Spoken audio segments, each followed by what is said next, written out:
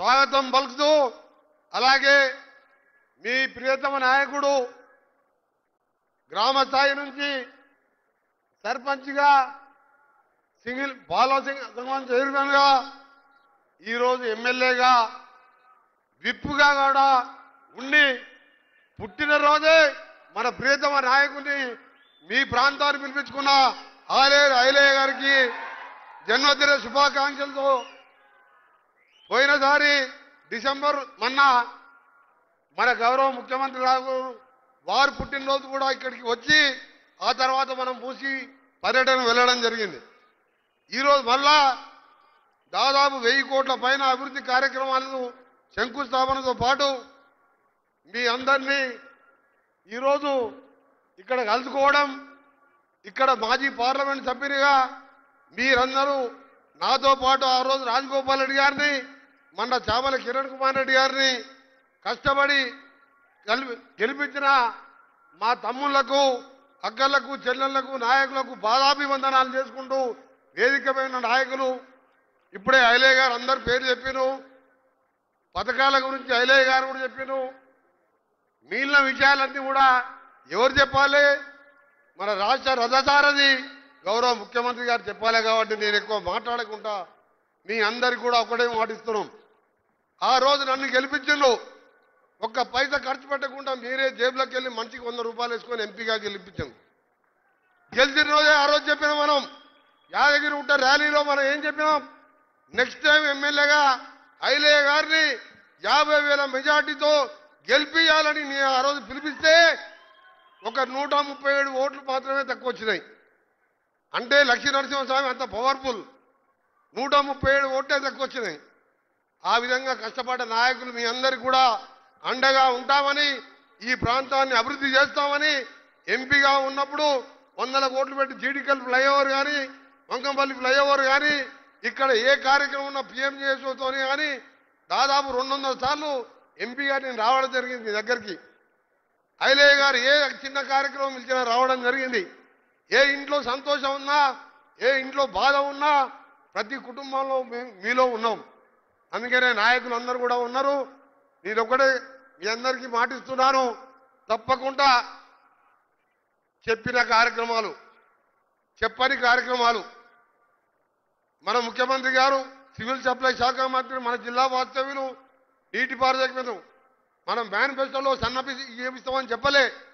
ఇవాళ పేదవాడు మన హుజూర్నగర్లో స్టార్ట్ చేసినప్పటికెళ్ళి కోటీశ్వరులు తినే బియ్యం, గతంలో రేషన్ షాప్ బియ్యం అమ్ముకునే వాళ్ళు ఇవాళ ఎంత సంతోషంగా 2 బూటల సన్న బియ్యంతో ధనవంతుల్లాగా ఆనందం మన మేనిఫెస్టోలో పెట్టామా? చెప్పని ప్రతి కార్యక్రమం అందుబాటులో ఉండి చేస్తామని మీ అందరికి కూడా మాటిస్తూ, గంధంవల్ల రిజర్వాయరే కాదు మీ అందరికి ఒక విషయం చెప్పాలి. మనకి ఎక్కడ బోర్ వేసినా మూసినే పడతాయి. 500 ఫీట్లు వేస్తే నీళ్లు పడవు, కానీ వాసన మాత్రం మూసి వాసన వస్తుంది. మనం ప్రభుత్వం రాకముందే చెప్పినాం, ఏ ఊర్లో కూడా మిషన్ భగీరథ పైప్ లైన్ ఏమేలే. నేను వెంటనే మన సీతక్క గారికి చెప్పినాం.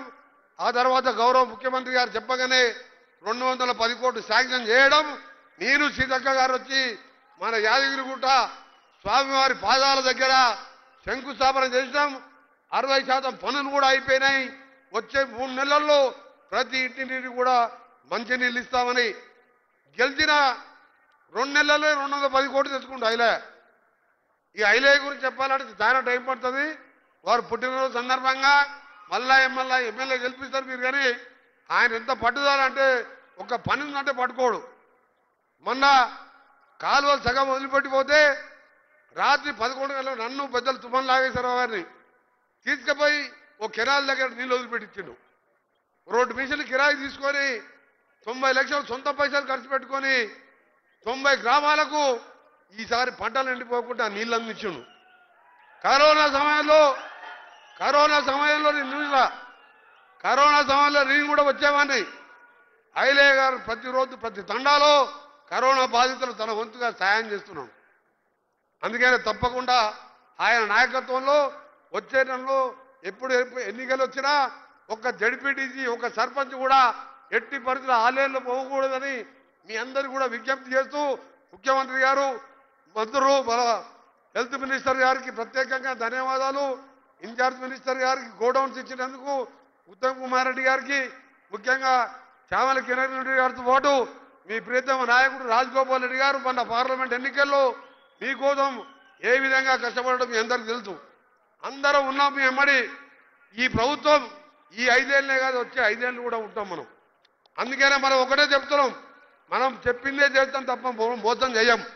దళితుని ముఖ్యమంత్రి చేస్తా, లేకపోతే తల తీసేసుకుంటా, 3 ఎకరాలు ఇస్తా అని దరిద్రం మాటలు మాట్లాడం. మనం చేసేదే చెప్తాం. మంచి నిర్ణయం ఇయ్యలే. యాదగిరిగుట్టకు 100 సార్లు వచ్చినావు, 100 సార్లు వచ్చినావు. నీళ్ళు ఇవ్వాలని ఆలోచన ఉందా?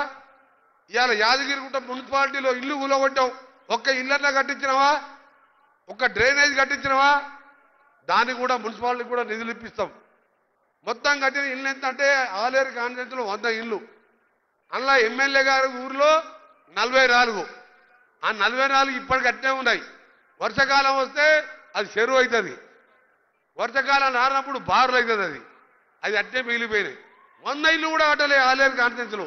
ఇవాళ 5 లక్షల రూపాయలతోని, 5 లక్షలు అంటే మామూలు విషయం కాదు, 5 లక్షలతోని ప్రతి ఊరూర ముగ్గు పోసుకుంటూ, ఆ పేదోళ్ళ ముఖాల సంతోషాలను చూసుకుంటూ ఇందిరమ్మ ఇల్లు పునాదులు పోసుకుంటున్నాం. అంటే ఇది అది అసలైన ప్రజాప్రభుత్వం తెలియజేసుకుంటూ మరొకసారి ఐలయ్య గారికి జన్మదిన శుభాకాంక్షలతో పాటు వేదిక మీద ఉన్న సహచార మంత్రివర్యులు పొంగులేటి శ్రీనివాసరెడ్డి గారికి ప్రతి ఒక్కరికి పేరు పేరున, ఎందుకంటే ఇంకా ఉత్తమ్ కుమార్ రెడ్డి గారు మాట్లాడిన తర్వాత మన ముఖ్య అతిథి ప్రియతమ ముఖ్యమంత్రి గారు మాట్లాడతారు.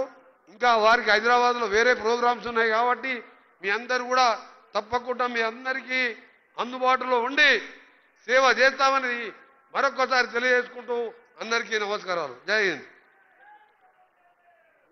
ధన్యవాదాలు.